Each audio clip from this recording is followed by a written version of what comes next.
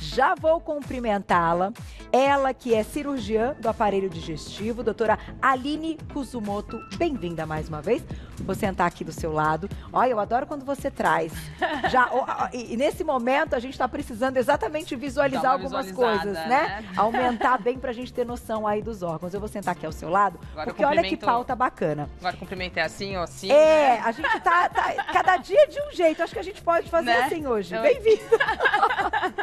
Mas sempre com astral, doutora. Sim. Porque a gente tá levando essa quarentena com muita informação bacana, com informação segura e com muito sorriso no rosto, porque é assim que a gente tem que passar muitas vezes, né? Sim, sim. Sem isso fica tudo mais difícil, né? A sofrência. Concordo.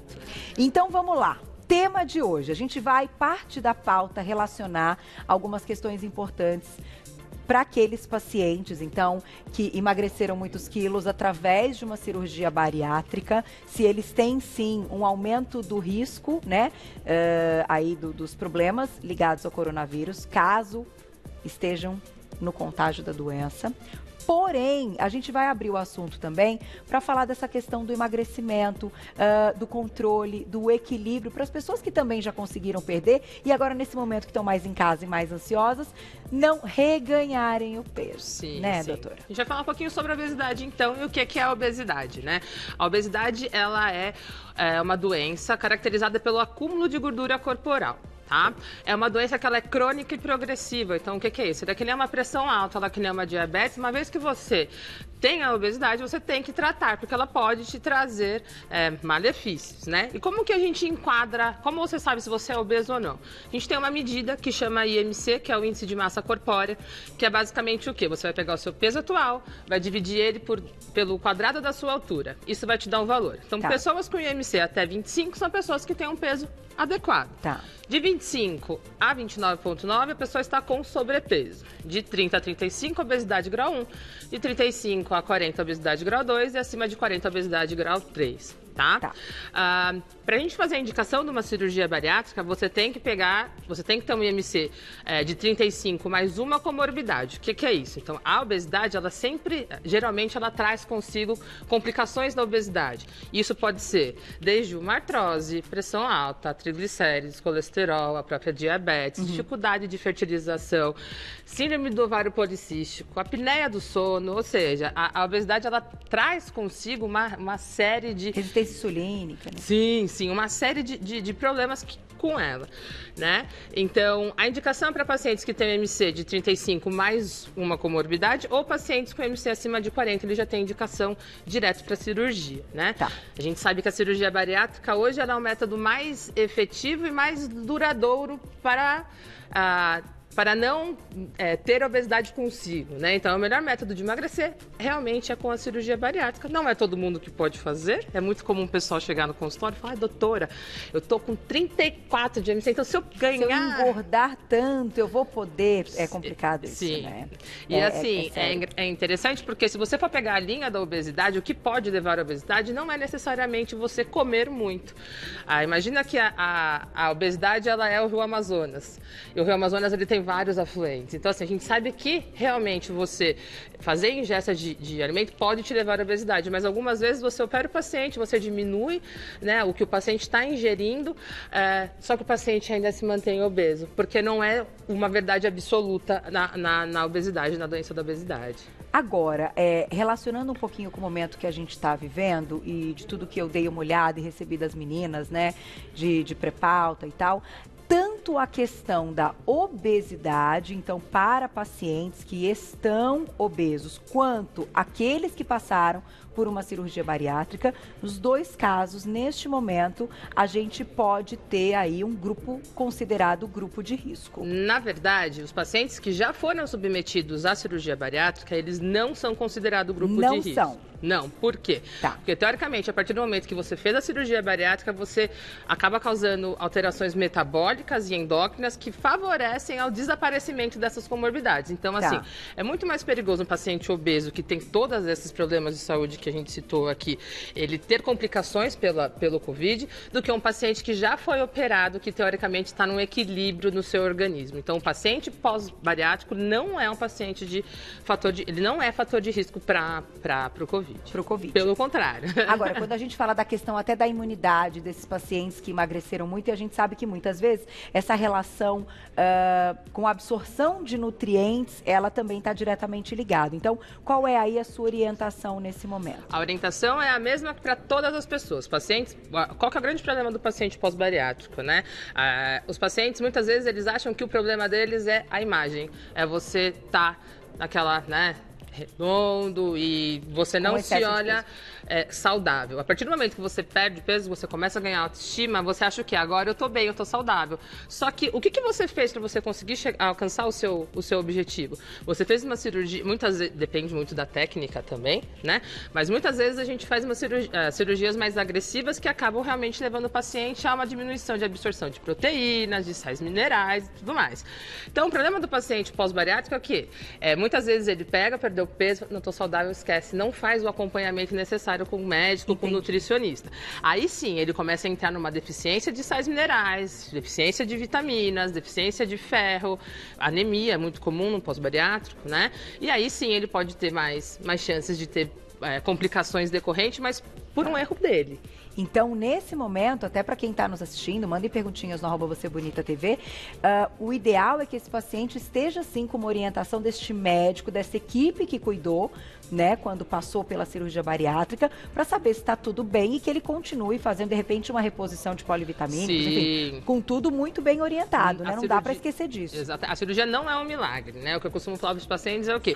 Nós somos 10% do que você... Desculpa. Nós somos 10% da sua perda de peso. Agora, como você vai levar a tua vida depois disso, aí é com você. Então, é muito importante você ter essa conscientização, né? Acompanhamento tanto com o nutricionista, porque você vai absorver menos mesmo, então você vai estar mais exposto a ter deficiências. Doutora, agora eu vou te fazer uma pergunta, e você pode responder aí, enfim, com a sinceridade. A gente sabe que algumas cirurgias, neste momento, estão sendo, não sei se o termo seria suspensas, para que a gente tenha mais, mais UTIs e mais espaço para atender pacientes que estarão num estado grave de Covid-19. Isso também é uma realidade dentro da cirurgia bariátrica. Hoje, como vocês estão atuando? Então, porque imagina, para o paciente que é obeso e que precisa da cirurgia para diminuir esse risco, mas ao mesmo tempo é uma cirurgia que também vai ter lugar ali numa UTI, num pós-operatório. Então, como é que está esse cenário hoje? No momento, pelo menos na minha equipe, né, mas a grande realidade é essa, as cirurgias eletivas elas estão suspensas. Tá. O que a gente está trabalhando hoje é com cirurgia de urgência e emergência, e, por exemplo, alguns casos pacientes, que eu não trabalho só com cirurgia bariátrica, eu também trabalho com a parte de coloproctologia. Então, por exemplo, pacientes com câncer de intestino, pacientes que precisam, a gente acaba... Nós estamos fazendo procedimento. A gente tem dois tipos de cirurgia, basicamente cirurgia aberta e cirurgia por videolaparoscopia. Tá. O Colégio Brasileiro de Cirurgia, ele preconizou que cirurgias de urgência sejam feitas, né, por via aberta. Por quê? Porque uma vez que o gás está dentro do abdômen do paciente, o paciente, se ele tiver infectado com Covid, esse gás pode sair, a gente pode inalar e pode ter toda uma contaminação. Entendi. Então, a cirurgia aberta, ela está sendo, assim, a gente está acabando usando mais, apesar do benefício da cirurgia por videolaparoscopia, que é minimamente invasiva, menos cicatriz, recuperação melhor, a gente acaba dando prioridade para a cirurgia aberta, mas é uma realidade. Então, assim, hoje, o que a gente está trabalhando em centro cirúrgico? É basicamente urgência, emergência e esses pacientes que eles estão, assim, em cima do muro. Se você não operar ele vai acabar virando uma urgência. Olha que interessante. E eu quis colocar essa questão, até para que a gente entenda como dentro de todas as medidas que estão sendo tomadas, que a gente também tem esse tipo de informação. Porque claro que o paciente que também está passando por um tratamento de outras doenças, como quimioterapia, enfim, e outros tratamentos aí, ele também não pode parar. Outra coisa que é interessante, você falou, que nem pacientes imunossuprimidos, como pacientes que estão fazendo quimioterapia, para pacientes de HIV, pacientes que de repente têm doença inflamatória intestinal ou outra artrites, que fazem uso de imunossupressor, esses pacientes eles têm que ter um contato direto com os médicos dele, né? Então, assim, a gente não preconiza parar de fazer a quimioterapia, só que o seu médico vai estar apto a te informar como fazer, a forma que fazer, como está sendo feito a triagem, como está sendo realizado. Então, nesse momento, o que a gente está usando muito, coisa que eu mesma, pessoalmente, até critiquei no passado, é a telemedicina. Porque, por exemplo, entrou a quarentena, eu tenho pacientes que eu operei antes da quarentena. Esse paciente, ele quer me ver. Sim. Ele quer saber como que está a cirurgia dele. Ele precisa da sua atenção, né, ainda que nesse momento à distância. Sim. Aí, por exemplo, o paciente fez exames, está com dor, ele precisa voltar, e aí eu vou ficar todo esse tempo. Então, a gente está fazendo uso da telemedicina no momento para tentar deixar mais próximo esse paciente e, eventualmente, tem paciente que você não tem como não ver, né? Que são esses casos mais graves, que aí você vai estar acabando tendo contato, mas sempre fazendo a lavagem de mãos, alquinho, todo cuidado, né? Padronização dos cuidados. E é interessante você dizer isso, e eu acho importante também pelo seguinte, se hoje vocês estão priorizando que as pessoas não cheguem desesperadas aos hospitais, quando você tem uma equipe médica que vai avaliar para ver se você está num grau que não é grave para que você vá ao hospital, você já está diminuindo muito a chance desse paciente pegar outras coisas, né? Então, eu acho nesse sentido, assim, tem que parabenizar mesmo todos os médicos que nesse momento estão dando atenção aí para os seus pacientes, estão fazendo a orientação e que caso precisem de uma visita médica, puxa vida, vai diminuir aí muito a chance desses pacientes chegarem ao hospital e terem algo mais grave. Isso sim é uma realidade que ela é muito mais realidade, óbvio, no sistema particular do que no sistema público de saúde. Sim. Mas, de qualquer forma, eu acho que a informação é válida e é muito interessante isso, porque quando você vai no pronto-socorro, geralmente tem gente pra caramba, né? Eu vi umas imagens aí bem chocantes.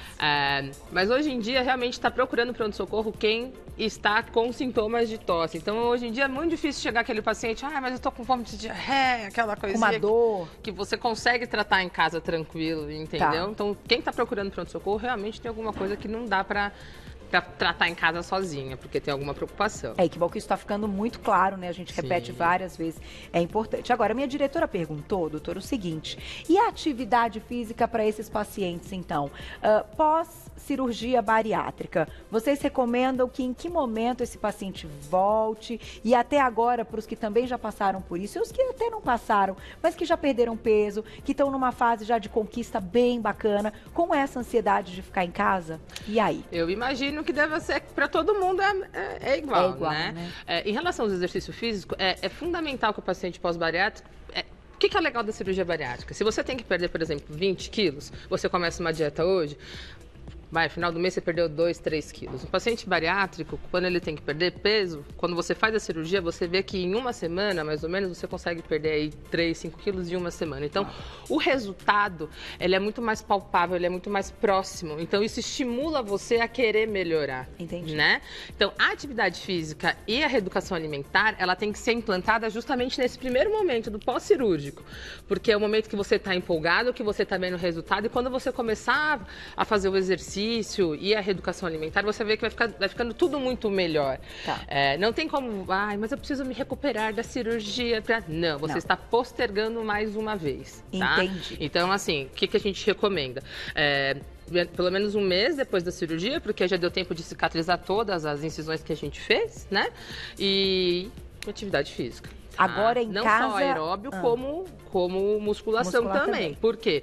Quando você perde peso, você não perde só massa, a gordura. Você acaba, como perde muito num período curto, você acaba perdendo também massa magra. Então é importante tanto a reposição proteica, quanto a aeróbio e anaeróbio.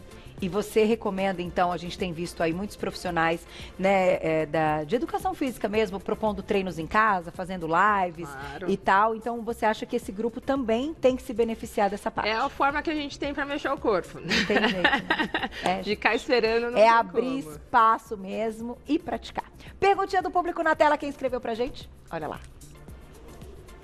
Obrigada, Denise, um beijo. Fiz bariátrica e estou com imunidade baixa devido ferritina estar muito baixa. Estou fazendo soro com medicação, então ferro, né, medicação ferro, e estou no grupo de risco? Não por você ter feito a bariátrica, mas se a sua imunidade está baixa, pode-se dizer que sim. É muito relativo isso, a imunidade baixa, né? Porque é muito subjetivo. Às vezes você está com resfriado e você acha que você está com a imunidade baixa. Não é bem assim que funciona.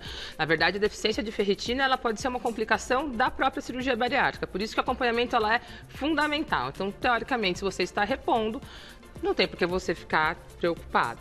Então, isso já está sendo feito, enfim, ela já está cuidando do problema e da situação. Isso. Uma outra, vamos colocar a perguntinha do público, depois eu toco na minha pergunta, olha lá, na tela. Salete, obrigada, um beijo para você. Pessoas submetidas a gastroplastia e com níveis normalizados passam a ter o risco igual qualquer outro indivíduo ou ainda ficam no grupo mais elevado de risco? Eu só não entendi esses níveis normalizados do que sejam. Acho que deve ser em torno daquele equilíbrio, já tratou a diabetes, melhorou o colesterol, deve ser isso. Aqueles que você comentou que com a cirurgia, né, acho que tudo vão melhorando. Não, você não está pessoas que são submetidas à gastroplastia, que nem eu falei anteriormente, não são grupo de risco. Tá. Porque... Se tiver tudo equilibrado, perfeito. Não entram aí. Não entram. Eu ia fazer o comentário da vitamina D, que é sempre um assunto recorrente aqui no programa. Então, vocês imaginam, a gente já várias vezes, né, médicos já vieram aqui dizendo que já tomamos pouco. Amanhã? Amanhã teremos uma pauta sobre isso, mas vamos dar uma pinceladinha já, diretor. Tá vendo? Minha equipe tá lá, eu tô no pensamento, nossas pautas já marcadas, já englobando tudo. Porque se a gente já tinha uma deficiência, porque a gente já se expunha pouco ao sol, com esta questão do isolamento, evidente que a vitamina D de todo mundo vai cair. Vai dar uma baixadinha. Então, nesse caso, a gente precisa estar atento, porque também uma suplementação errada... Você pode ter malefícios, né? É complicado. Porque não é que nem...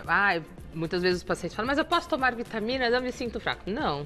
Você tem indicação, vitamina é remédio, né? Então, no caso dos pacientes pós-bariátricos, a reposição de vitamina D é quase que uma regra. Exatamente, para todo mundo. Tá. E aí, claro que cada um vai ter também a sua quantidade. Exatamente. Né? E é tão interessante que você falando da bariátrica, hoje encontrei o Ti, que é nosso diretor aí de imagem, que está assim, ele emagreceu 60 quilos. Eu acho que a última vez que você viu, ele tinha emagrecido uns 40 e pouco. Você se lembra que a gente comentou? E agora já chegou 60 quilos a menos. Eu até brinquei se ele quiser fazer alguma pergunta nesse momento.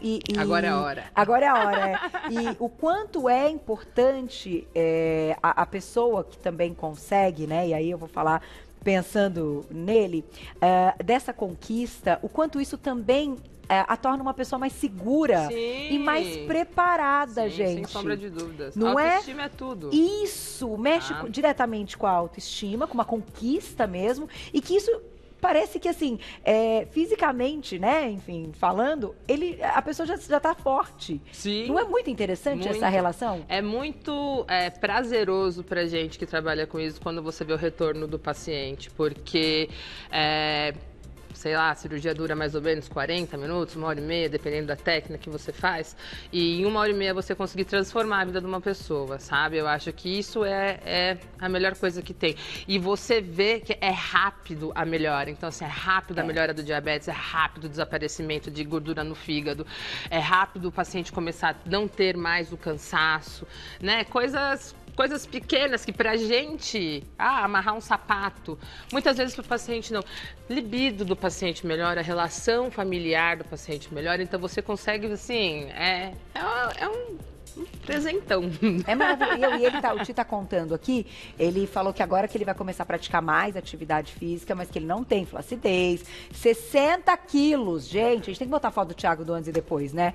Eu tenho várias do antes, agora eu preciso tirar uma foto nova pra renovar. O que você comentou, Ti, da vesícula?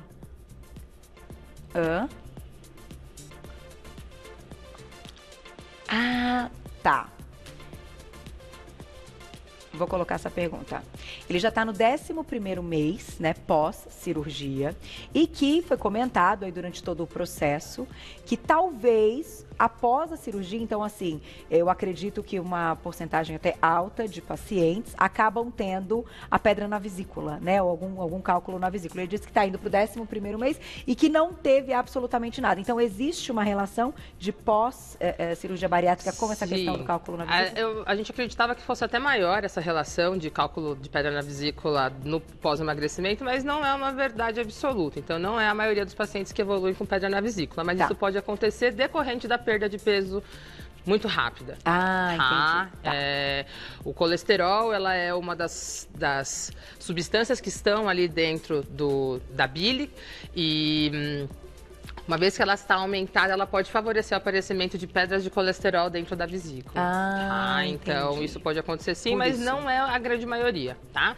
E interessante, você falou, ele está com 11 meses, perdeu 60 quilos, na verdade ele tem até 2 anos para perder tudo que ele pode perder. Então assim, até 2 anos pós-cirurgia, você ainda pode eliminar peso, tá? Mas acho que você chegou, né, Ti?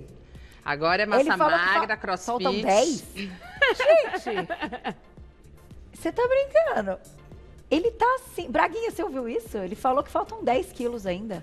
Ele está assim. Não, tá uma coisa esse Thiago, olha, tá vendo? A gente só vai comemorando aqui. Não dá mais tempo, né, Glaucia, de colocar mais uma perguntinha?